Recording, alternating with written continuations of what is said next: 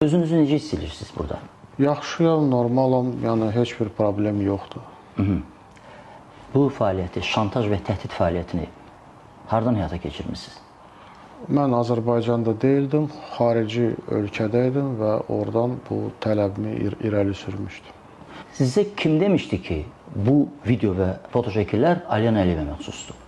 Deməli, bu videolar ortalığa çıxanda Mehman Hüseynov bu videolar barədə danışanda və informasiya verəndə ki, bu videolar çıxacaq, şəkillər, mən Mehman Hüseynovla əlaqə saxladım Facebook vasitəsilə və istədim ki, özüm görüm bu materialları və tanış olum bu materiallarına. Ancaq o mənə cavab vermədi və dərhal qısa müddətdən sonra Elman Əliyev və Zəki Səlimov mənlə əlaqə saxladılar və mənə bu materialları göndərdilər WhatsApp vasitəsilə.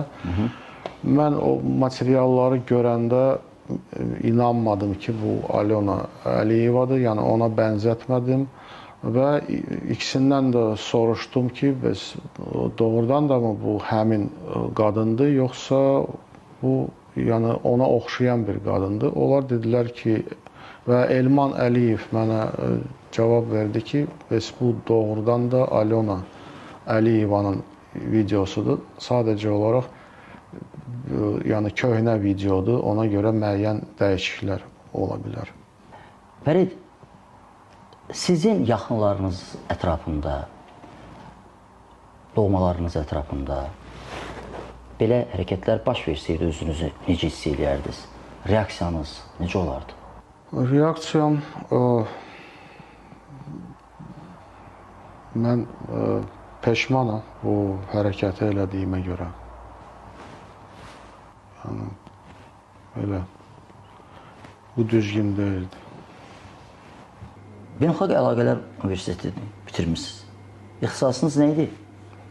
Beynəlxalq informasiya, ictimaiyyətlə əlaqələr, PR.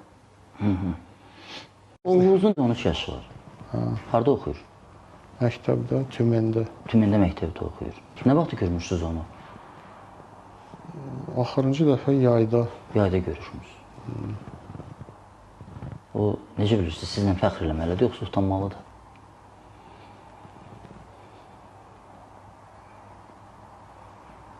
Utanmalıdır yəqin.